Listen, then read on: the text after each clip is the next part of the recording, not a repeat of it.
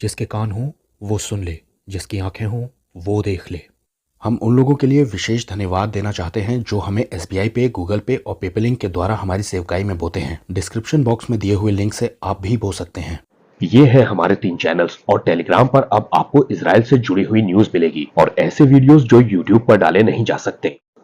उत्पत्ति 11:31 और तेरह अपना पुत्र अब्राहम और अपना पोता लूत जो हारान का बेटा था और अपनी बहू सारे को जो उसके बेटे अब्राहम की पत्नी थी, इन सभी को लेकर कसदियों के ऊर देश से निकल करके कनान देश जाने को चला। कौन चला? अब्राहम का पिता तेरह लेकर के चला। आगे लिखा है, पर हारान नाम के देश में पहुंचकर वहीं रहने लगा। चले तो कनान देश के लिए थे, लेकिन हारान में जाकर के वहीं रहने लगे। कई बार हम समझते हैं कि इस यात्रा को अब्राहम ने शुरू किया था। जी नहीं, अब्राहम और नाहोर के पिता तेरह ने इस यात्रा को शुरू किया था। अगली आयत में लिखा है, जब तेरह 205 साल का हुआ तब हारान देश में वो मर गया। और उसके बाद की यात्रा को अब्राहम शुरू करता है, लेकिन वो परमेश्वर के कहने से शुरू करता है। अब अब्राहम की इस यात्रा को जो उसकी फैमिली के साथ हो रही थी, आप मैप में देखिए, उर से शुरू किया लेकिन हारान में रहने लगा। जाना था कनान, क्योंकि जाना कहाँ है वो जगह फिक्स नहीं थी शायद इसलिए। और हारान नाम की जगह के बारे में लिखा है कि ये भी एक मूर्ति पूजक जगह हुआ करती थी। इतिहास बताता है कई बार हमारी डेस्टिनी कनान होती है, लेकिन हम हारान नाम के स्थान पर रुक जाते हैं। विश्वासी लोग भी रुक जाते हैं। मैं आपको ये बात भी बताना चाहता हूँ कि अब्राहम और नाहोर का पिता जो तेरह है, वो भी यहोवा परमेश्वर की ही आराधना किया करता था।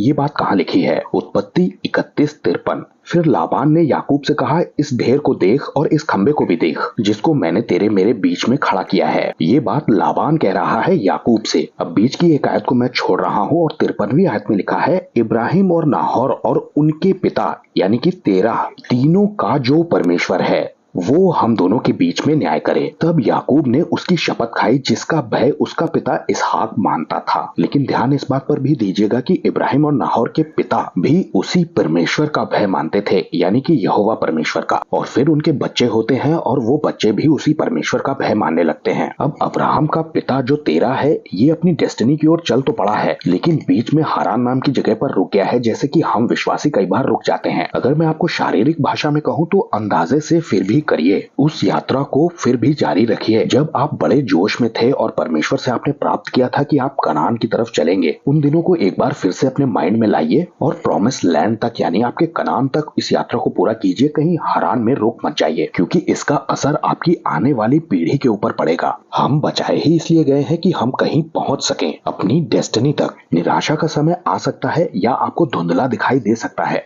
लेकिन जिस बात को मैं अंदाजा कह रहा हूँ उसी बात से जारी रखिए अपनी यात्रा। इसी को तो विश्वास कहते हैं आत्मिक भाषा में। अब्राहम और नाहोर के पिता तेरह ने इस यात्रा को अंदाजे से शुरू किया था, लेकिन वो अपनी डेस्टिनी तक पहुंचा नहीं बल्कि हारान में मर गया। मैं आपको यीशु मसीह के जीवन से एक जगह दिखाता हूँ जहाँ उनका मन नहीं भी था, फिर भी उन्होंने डेस्टिनी को फॉलो करना जरूरी समझा। मत्ती 26:39। फिर वो थोड़ा और आगे बढ़कर मुंह के बल गिरा और ये प्रार्थना करने लगा। कौन? हमारा प्रभु यीशु मसीह, कि हे मेरे पिता, यदि हो सके तो ये कटोरा मुझसे टल जाए, तो भी जैसा मैं चाहता हूँ वैसा नहीं, परंतु जैसा तू चाहता है वैसा ही हो। अगर यीशु मसीह ने ये बात नहीं कही होती तो ना मैं ये वीडियो बना रहा होता और ना आप इस वीडियो को देख रहे होते। यीशु मसीह ने मन ना होने पर भी डेस्टिनी को महत्व दिया है। उन्होंने हारान में खत्म नहीं किया। प्रॉमिस लैंड तक जाना है, कनान तक जाना है। उन्होंने भी वैसा ही किया और आपको भी वैसा ही करना है।